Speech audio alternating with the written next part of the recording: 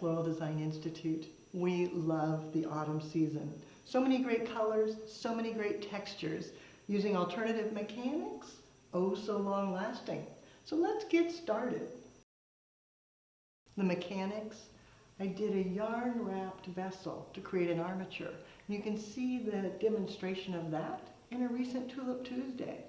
Then I used some clear waterproof tape to just do 2 stretches from side to side to give me a little more control.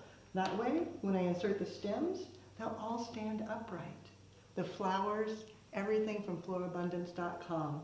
I started with the Princess Hoshi spray rose, absolutely gorgeous, and then added some banksia, coneflower, some tinted solid aster, sunflowers.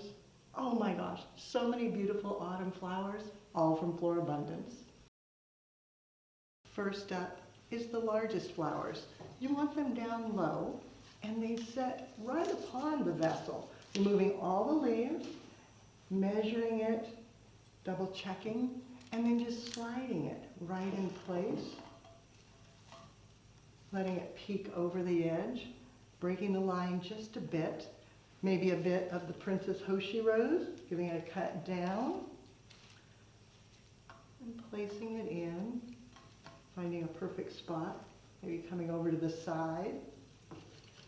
The banksia, removing their leaves, which is such a shame because they have such character, but I don't want them to get into the water, and then dropping it down in, maybe a little bit taller, thinking about the length, moving anything that's going to be in the water, and then bringing it so that it stair steps from the front to the back, guiding your eye so that it creates a horizontal line, thinking about length again. And they're woody, so you can sometimes just break them, or you can cut them. It really depends on your comfort with a knife. A little bit of the solid aster and the coneflower. Maybe a larger piece of the solid aster, letting it come up a little bit taller, adding some dimension, and then bringing in shorter pieces, coming out to the side. And you can see it creates beautiful textures of all the beautiful flowers. A few stems of millet, with their nice draping quality, can help carry the eye out to the side a bit, thinking about their length, giving it a cut, and then sliding it in. Making sure it gets into the water well. And you can see with the yarn having vertical as well as diagonal movement, the stems blend in, even as they go across. Then thinking about making sure it looks good from all sides, so bringing in another sunflower and dropping it onto the back side. And then adding in a few more roses, just because they're so beautiful. Drawing the eye across, then turning, looking, adding in until it's full and luxurious.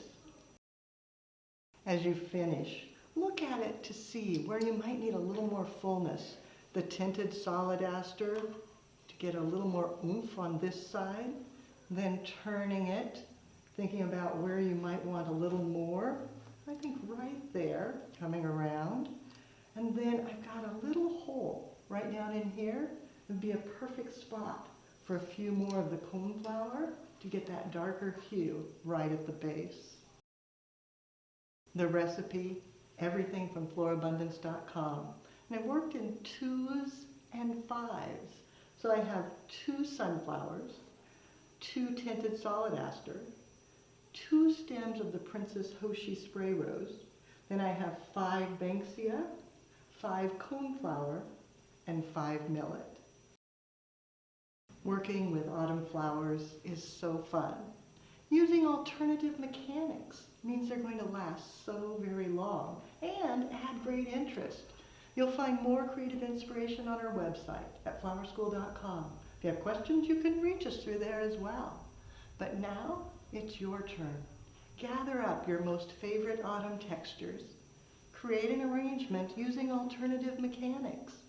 Take a picture, post it on social media, and hashtag Floral Design Institute. That way we all can see what you do as you do something you love.